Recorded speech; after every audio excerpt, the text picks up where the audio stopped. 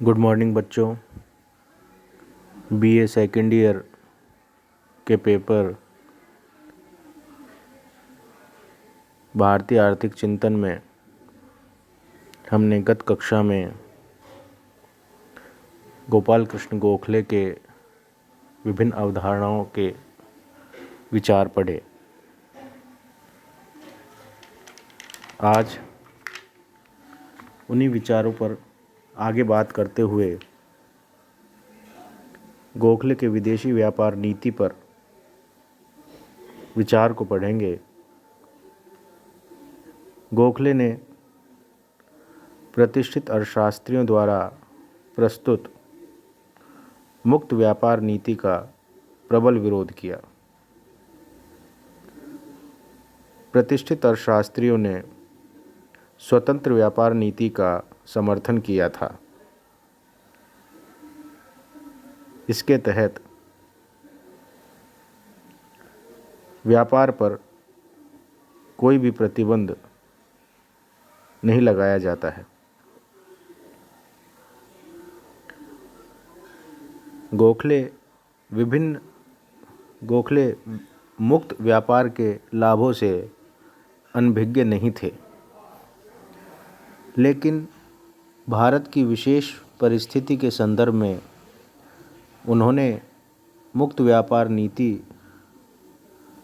को उपयुक्त नहीं समझा।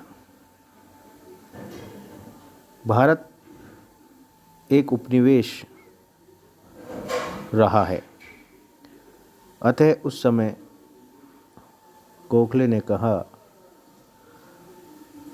कि उपनिवेश होने के कारण ब्रिटिश सरकार हमारी व्यापार नीति की निर्धारक है। ब्रिटिश सरकार भारत के लिए इस प्रकार की मुक्त व्यापार नीति की पक्षधर है जिससे ब्रिटेन का तैयार माल भारत में सरलतापूर्वक बेचा जा सके और ब्रिटिश उद्योगों को कच्चे माल की आपूर्ति हो सके। उन्होंने भारत के सूती कपड़े पर ब्रिटेन में आयात पर भारी शुल्क लगाया, जिसका स्पष्ट उद्देश्य लंकाशायर के सूती वस्त्र उद्योग की रक्षा करना था।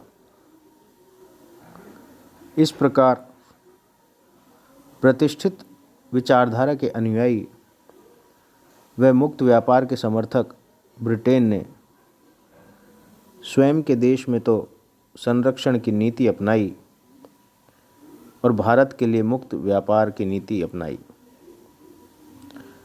यह दोहरी विदेशी व्यापार नीति भारत के आर्थिक शोषण का माध्यम बनी। गोखले ने कहा कि संपूर्ण ब्रिटिश काल में भारत के निर्यात आयातों की अपेक्षा बहुत अधिक रहे और निर्यात एवं आयातों के इस अंतर को भारत के लिए आर्थिक दृष्टि से हानिप्रद बताया। भारतीय श्रम के संबंध में गोखले ने विचार व्यक्त किए कि श्रम की महत्ता बहुत अधिक है। वे जापान के श्रमिकों से बहुत अधिक प्रभावित थे। वहाँ के श्रमिक राष्ट्र प्रेम की भावना से परिपूर्ण व अनुशासित थे। उन्होंने भारत में भी श्रम की बहुलता के आधार पर औद्योगिकरण की प्रक्रिया प्रारंभ करने पर बल दिया। गोखले ने दो प्रकार के श्रमिकों की समस्या पर ब्रिटिश सरकार का ध्यान विशेष रूप से आकृष्ट किया। पहला बाल श्रमिक, दूसरा अनुबंधित श्रमिक। बाल श्रमिक कारखानों में प्रचुर मात्रा में कार्य करते हैं। शिक्षा के अवसर न होने के कारण वे प्राथमिक शिक्षा से भी वंचित हो जाते हैं। उनसे कार्य भी अधिक समय तक लिया जाता है। गोखले ने कारखाना आयोग 1908 की रिपोर्ट के आधार पर जो बिल परिषद में 1911 में प्रस्तुत किए, उसमें संशोधन भी प्रस्तुत किए। यद्यपि उनके संशोधन स्वीकृत नहीं हुए, लेकिन स्पष्ट है कि गोखले बाल श्रमिकों की शिक्षा को लेकर कितने संवेदनशील थे। उनके द्वारा प्रस्तुत संशोधन थे: प्रत्येक कारखाने में जहां 19 से 12 वर्ष के 20 से अधिक बालक कार्य करते हैं, वहां प्राथमिक शिक्षा की व्यवस्था होनी चाहिए।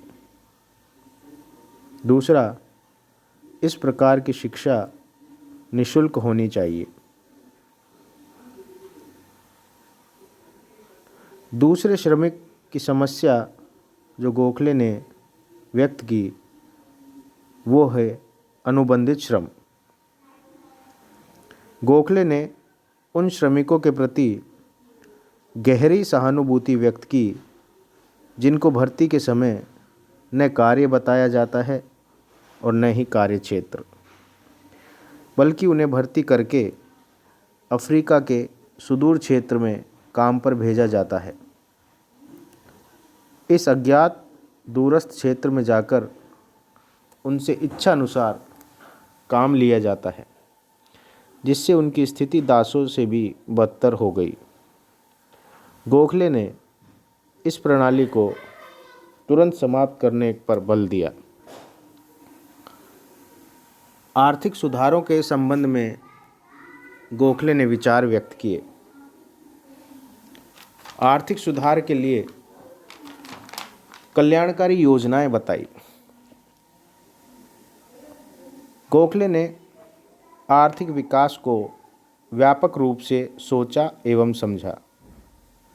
उन्होंने आर्थिक विकास को आर्थिक कल्याण के परिप्रेक्ष्य में देखा। उन्होंने भारत में इसकी प्राप्ति के लिए जो सुझाव दिए, वो इस प्रकार रखे जा सकते हैं। पहला, उन्होंने कहा कि भारत के सैन्य व्यय में व्यापक कटौती की जाए तथा अवशिष्ट भाग को जन कल्याणकारी योजनाओं पर व्यय किया जाए। दूसरा, सार्वजनिक आय में विशेष रूप से लगान के रूप में प्राप्त आय में कमी की जाए, क्योंकि गरीब किसान इस अत्यधिक भार को वहन करने में अक्षम है। तीसरा, उन्होंने कहा कि किसानों को भारी ऋण भार में मुक्ति दिलाई जाए। चौथा, एक ओर तो किसानों में मितव्ययता की आदत के प्रसार की समर्थन गोखले ने किया, वहीं दूसरी ओर कहा कि उचित ब्याज दर पर ऋण उपलब्ध करवाने के लिए सहकारी समितियों का विस्तार किया जाए। पांचवा,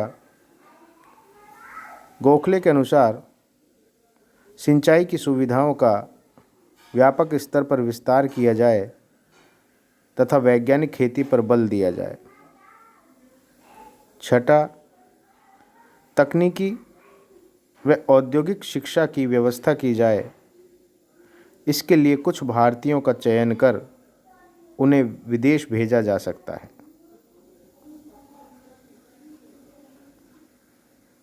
गोखले ने कहा कि देश में प्राथमिक शिक्षा को विस्तृत आधार प्रदान किया जाना चाहिए, क्योंकि इसके अभाव में अज्ञानता को दूर नहीं किया जा सकता।